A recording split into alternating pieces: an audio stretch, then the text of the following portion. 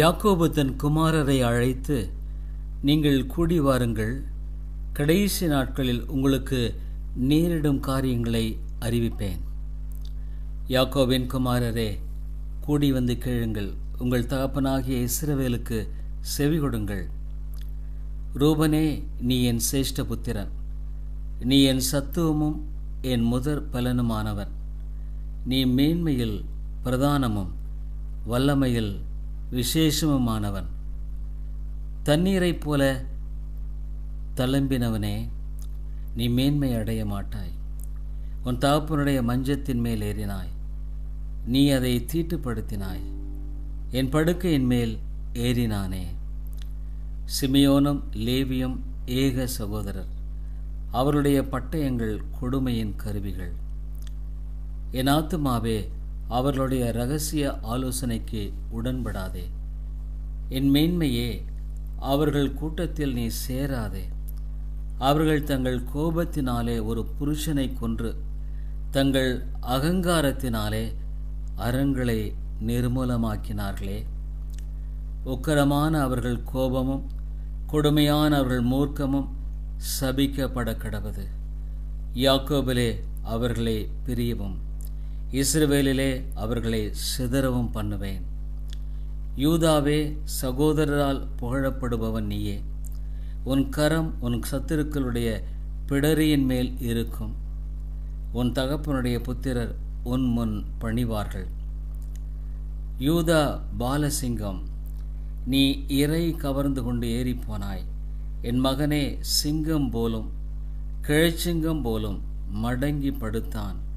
அவனை எழுப்புகிறவன் யார்? சமாதான கர்த்தர் வருமளவும் செங்கோல் யூதாவை விட்டு நீங்குவதுமில்லை. நியாய பிரமாணிக்கன் அவன் பாதங்களை விட்டு ஒழிவதுமில்லை. ஜனங்கள் அவரிடத்தில் சேருவார்கள். அவன் தன் கழுதை குட்டியை திராட்சை செடியிலும் தன் கோழிகை கழுதையின் குட்டியை நற்குல திராட்சை செடியிலும் கட்டுவான். திராட்சை ரசத்திலே தன் வஸ்திரத்தையும் திராட்சை பழங்களின் இரத்தத்திலே தன் அங்கியையும் தோய்ப்பான். அவன் கண்கள் திராட்சை ரசத்தினால் சிவப்பாயும் அவன் பற்கள் பாலினால் வெண்மையாயும் இருக்கும். செபலோன் கடல் துறை அருகே குடியிருப்பான். அவன் கப்பல் துறைமுகமாயிருப்பான். அவன் எல்லை சீதோன் வரைக்கும் இருக்கும். இசக்கார் 2 பொதியின் நடுவே படுத்து கொண்டிருக்கிற பலத்த கழுதை. அவன் இளைப்பாறுதல் நல்லது என்றும் நாடு வசதியானது என்றும் கண்டு சுமக்கிறதற்கு தன் தோளை சாய்த்து பகுதி கட்டுவனானான்.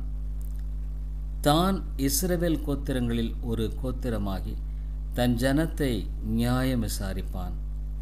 தான் குதிரையின் மேல் ஏறிருக்கிறவன் மல்லாந்து விழும்படியாய் அதன் குதிகாலை கடிக்கிறதற்கு வழியில் கிடக்கிற சர்ப்பத்தைப் போலவும் பாதையில் இருக்கிற விரியனைப் போலவும் இருப்பான். கர்த்தாவே, உம்முடைய ரட்சிப்புக்கு காத்திருக்கிறேன். காத் என்பவன் மேல் இராணுவ கூட்டம் பாய்ந்து விழும். அவனோ முடிவிலே அதன் மேல் பாய்ந்து விழுவான். ஆசேருடைய ஆகாரம் கொழுமையாயிருக்கும். ராஜாக்களுக்கு வேண்டிய ருசி வர்க்கங்களை அவன் தருவான். நப்தலி விடுதலை பெற்ற பெண்மான் இன்பமான வசனங்களை வசனிப்பான். யோசேப்பு கனிதரும் செடி, அவன் நீர் ஊற்றண்டையிலே கனிதரும் செடி, அதன் கொடிகள் சுவரின் மேல் படரும். வில் வீரர் அவனை மனமடிவாக்கி அவன் மேல் எய்து அவனை பகைத்தார்கள். ஆனாலும் அவனுடைய வில் உறுதியாய் நின்றது. அவன் புயங்கள் யாக்கோபுடைய வல்லவரின் கரங்களால் பலத்தன. இதனால் அவன் மேய்ப்பனும் இஸ்ரவேலின் கன்மலையும் ஆனான். உன் தகப்பனுடைய தேவனாலே அப்படியாயிற்று. அவர் உனக்கு துணையாயிருப்பார். சர்வ வல்லவராலே அப்படியாயிற்று. அவர் உயர வானத்திலிருந்து உண்டாகும் ஆசீர்வாதங்களினாலும் கீழே ஆழத்தில் உண்டாகும் ஆசீர்வாதங்களினாலும் சனங்களுக்கும் கர்ப்பங்களுக்கும் உரிய ஆசீர்வாதங்களினாலும் உன்னை ஆசீர்வதிப்பார். உன் தகப்பனுடைய ஆசீர்வாதங்கள் உன் பிதாக்களுடைய ஆசீர்வாதங்களுக்கு மேற்பட்டதாயிருந்து நித்திய பர்வதங்களின் முடிவு மட்டும் எட்டுகின்றன. அவைகள் யோசேப்புடைய சிரசின் மேலும் தன் சகோதரில் விசேஷித்தவனுடைய உச்சந்தலையின் மேலும் வருவதாக. பென்யமீன் பீறுகிற ஓனாய் காலையில் தன் இரையை பட்சிப்பான், மாலையில் தான் கொள்ளையிட்டதை பங்கிடுவான் என்றான். இவர்கள் எல்லாரும் இஸ்ரவேலின் 12 கோத்திரத்தார். அவர்களுடைய தகப்பன் அவர்களை ஆசீர்வதிக்கையில் அவர்களுக்கு சொன்னது இதுதான். அவன் அவனுக்குரிய ஆசீர்வாதம் சொல்லி அவனை ஆசீர்வதித்தான். பின்னும் அவன் அவர்களை நோக்கி, நான் என் ஜனத்தாரோடே சேர்க்கப்பட போகிறேன். ஏத்தியனான எப்ரோனின் நிலத்தில் உள்ள குகையிலே என்னை என் பிதாக்கள் அண்டையிலே அடக்கம் பண்ணுங்கள் என்று கட்டளையிட்டு, அந்த குகை கானான் தேசத்திலே மம்ரேக்கு எதிராக மக்பேலா எனப்பட்ட நிலத்தில் இருக்கிறது. அதை நமக்கு சொந்த கல்லறை பூமியாயிருக்கும்படி ஆபிரகாம் ஏத்தியனாகிய எபெரோன் கையில் அதற்குரிய நிலத்துடனே வாங்கினார். அங்கே ஆபிரகாமையும் அவர் மனைவியாகிய சாராளையும் அடக்கம் பண்ணினார்கள். அங்கே ஈசாக்கையும் அவர் மனைவியாகிய ரெபக்காளையும் அடக்கம் பண்ணினார்கள். அங்கே லேயாளையும் அடக்கம் பண்ணினேன். ஆதியாகமம் 50வது அதிகாரம். அப்பொழுது யோசேப்பு தன் தகப்பனுடைய முகத்தின் மேல் விழுந்து அழுது அவனை முத்தஞ்செய்தான். பின்பு தன் தகப்பனுக்கு சுகந்த வர்க்கமிடும்படி யோசேப்பு தன் ஊழியக்காரராகிய வைத்தியருக்கு கட்டளையிட்டான். அப்படியே வைத்தியர் இஸ்ரவேலுக்கு சுகந்த வர்க்கமிட்டார்கள். சுகந்த வர்க்கமிட 40 நாள் செல்லும். அப்படியே அந்த நாட்கள் நிறைவேறின. எகிப்தியர் அவனுக்காக 70 நாள் துக்கம் கொண்டாடினார்கள். துக்கம் கொண்டாடும் நாட்கள் முடிந்தவன் யோசேப்பு பார்வோனின் குடும்பத்தாரை நோக்கி, உங்கள் கண்களில் எனக்கு தயவு கிடைத்ததானால் நீங்கள் பார்வோனுடைய காது கேட்க அவருக்கு அறிவிக்க வேண்டியது என்னவென்றால், என் தகப்பனார் என்னை நோக்கி, இதோ நான் மரணமடையப் போகிறேன். கானான் தேசத்திலே நான் எனக்காக வெட்டி வைத்திருக்கிற கல்லறையிலே என்னை அடக்கம் பண்ணுவாயாக என்று என்னிடத்தில் சொல்லி ஆணையிடுவித்து கொண்டார். நான் அங்கே போய் என் தகப்பனை அடக்கம் பண்ணி வருவதற்கு உத்தரவு கொடுக்க வேண்டிக் கொள்கிறேன் என்று சொல்லுங்கள் என்றான். அதற்கு பார்வோன், உன் தகப்பனிடத்தில் ஆணையிடுவித்தபடியே நீ போய் அவரை அடக்கம் பண்ணி வா என்றான். அப்படி யோசேப்பு தன் தகப்பனை அடக்கம் பண்ண போனான். பார்வோனுடைய அரமனையில் இருந்த பெரியவர்களாகிய அவனுடைய சகல உத்தியோகஸ்தரும் எகிப்து தேசத்திலுள்ள சகல பெரியோரும் யோசேப்பின் வீட்டார் யாவரும் அவன் சகோதரரும் அவன் தகப்பன் வீட்டாரும் அவனோடே கூட போனார்கள். தங்கள் குழந்தைகளையும் தங்கள் ஆடு மாடுகளையும் மாத்திரம் கோசே நாட்டிலே விட்டு போனார்கள். இரதங்களும் குதிரைகளும் அவனோடே போனதினால் பரிவார கூட்டம் மிகவும் அதிகமாயிருந்தது. அவர்கள் யோர்தானுக்கு அக்கறையில் இருக்கிற ஆத்தாத்தின் போர்க்களத்தில் வந்தபோது அவ்விடத்திலே பெரும் புலம்பலாக புலம்பினார்கள். அங்கே தன் தகப்பனுக்காக 7 நாள் துக்கம் கொண்டாடினான். ஆத்தாத்தின் களத்திலே துக்கம் கொண்டாடுகிறதை அத்தேசத்தின் குடிகளாகிய கானானியர் கண்டு, இது எகிப்தியருக்கு பெரிய துக்கம் கொண்டாடல் என்றார்கள். அதனால் யோர்தானுக்கு அப்பால் இருக்கிற அந்த ஸ்தலத்திற்கு ஆபேல் மிஸ்ராயிம் என்று பெயர் உண்டாயிற்று.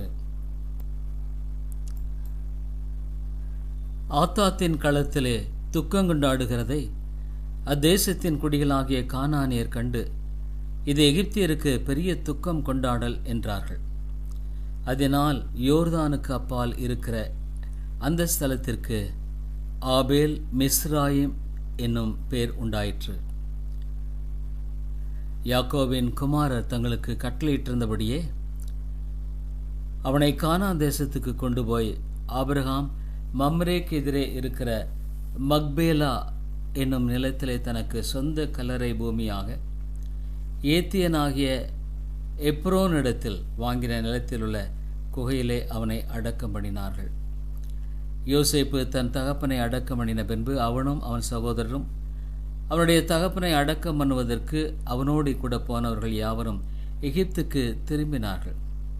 தங்கள் தகப்பன் மரணம் அடைந்ததை யோசேப்பின் சகோதரர் கண்டு ஒருவேளை யோசேப்பு நம்மை பகைத்து நாம் அவனுக்கு செய்த எல்லா பொல்லாங்குக்காகவும் நமக்கு சரிக்கு சரி கட்டுவான் என்று சொல்லி யோசேப்பினிடத்தில் ஆள் அனுப்பி, உம்முடைய சகோதரர் உமக்கு பொல்லாங்கு செய்திருந்தாலும் அவர்கள் செய்த துரோகத்தையும் பாதகத்தையும் நீர் தயவு செய்து மன்னிக்க வேண்டும் என்று உம்முடைய தகப்பனார் மரணமடையும் முன்னே உமக்கு சொல்லும்படி கட்டளையிட்டார்.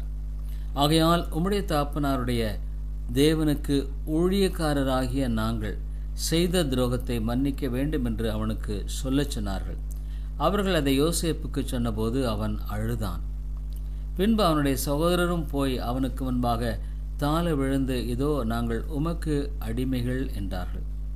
யோசேப்பு அவர்களை நோக்கி, பயப்படாதிருங்கள், நான் தேவனா? நீங்கள் எனக்கு தீமை செய்ய நினைத்தீர்கள், தேவனோ இப்பொழுது நடந்து வருகிறபடியே வெகு ஜனங்களை உயிரோடே காக்கும்படி கதை நன்மையாக முடிய பண்ணினார். ஆதலால் பயப்படாதிருங்கள், நான் உங்களையும் உங்கள் குழந்தைகளையும் பராமரிப்பேன் என்று அவர்களுக்கு ஆறுதல் சொல்லி அவர்களுடைய பட்சமாய் பேசினான். யோசேப்பும் அவன் தகப்பன் குடும்பத்தாரும் எகிப்திலே குடியிருந்தார்கள். யோசேப்பு 110 வருஷம் உயிரோடு இருந்தான். யோசேப்பு எப்பிராயிமுக்கு பிறந்த 3ஆம் தலைமுறை பிள்ளைகளையும் கண்டான். மனாசேயின் குமாரனாகிய மாகீரின் பிள்ளைகளும் யோசேப்பின் மடியில் வளர்க்கப்பட்டார்கள்.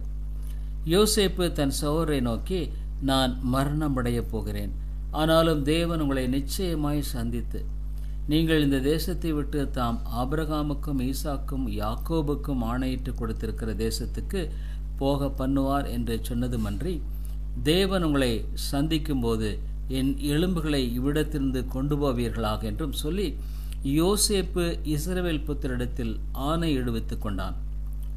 யோசேப்பு 110 வயதுள்ளவனாய் மரித்தான். அவனுக்கு சுகந்த வர்க்கமிட்டு எகிப்து தேசத்தில் அவனை ஒரு பெட்டியிலே வைத்தார்.